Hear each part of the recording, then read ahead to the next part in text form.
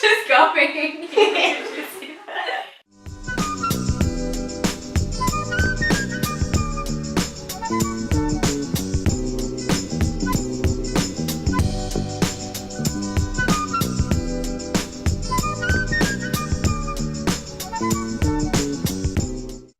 Hey guys, welcome back to my YouTube. So this is part one in a series inspired by the hashtag Actual Living Scientist. I'm going to be speaking to hashtag Actual Nutritionists. So I feel like, nutritionists are often portrayed in the media, or you see them on TV sometimes, but what does a nutritionist actually do and what do they look like? So today I am joined by Laura Thomas, PhD. Okay, so to start with, Laura, let's talk about your qualifications and what actually inspired you to become a nutritionist in the first place. Sure, okay, so I actually went to university to study biotechnology, first of all, but then I had a lecture on nutrition as part of that. It was just part of the sort of the general biology courses that you get, and I was just completely hooked by it. So I switched from biotechnology to health sciences with a concentration on human health and nutrition.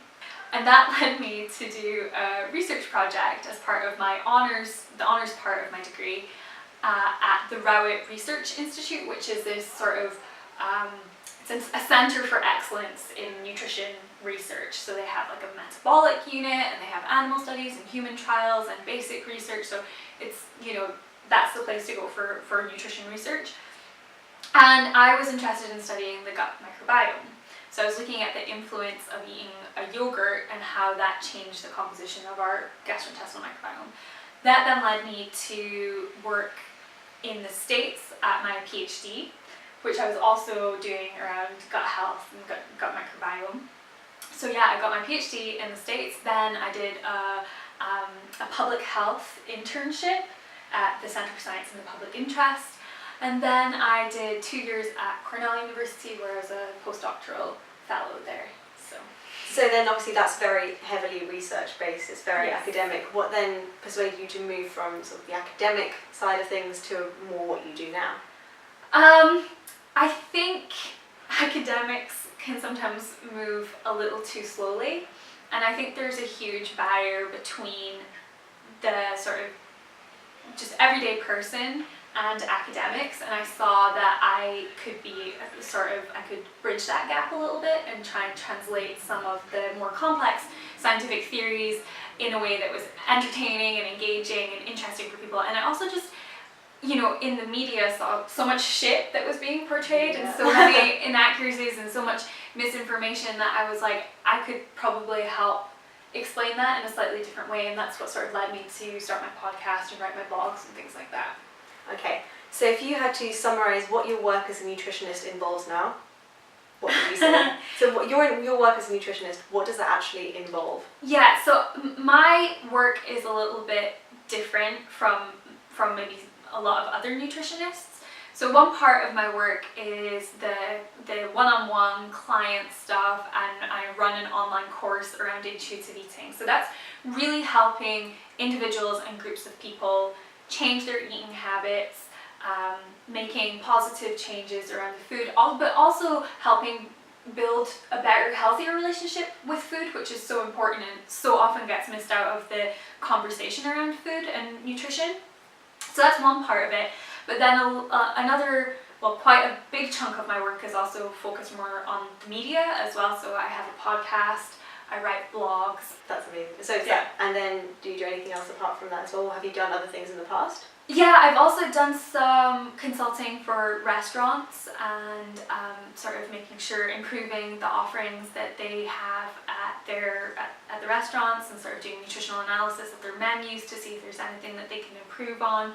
So yeah, it's a really varied and diverse work. And obviously your work is freelance. Yes, I'm freelance. Yeah.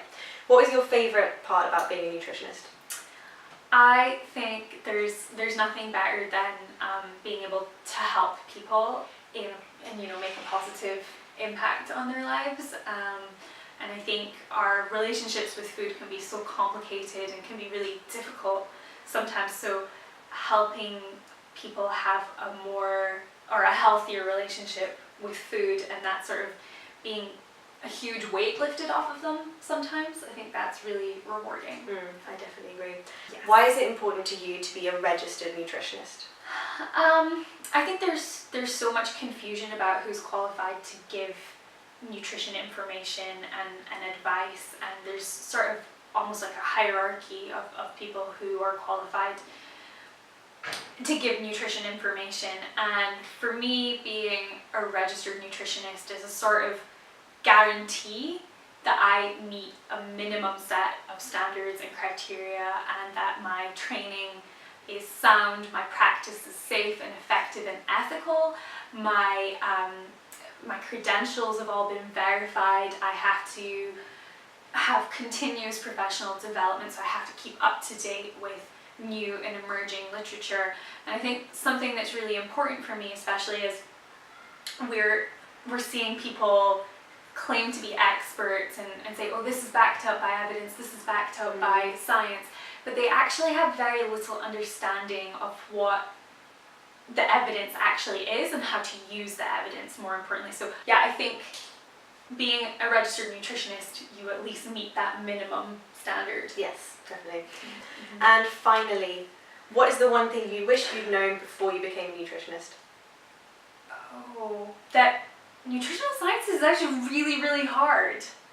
It's like hardcore science. Even though it's applied science, it falls under the category of applied science. It's hard.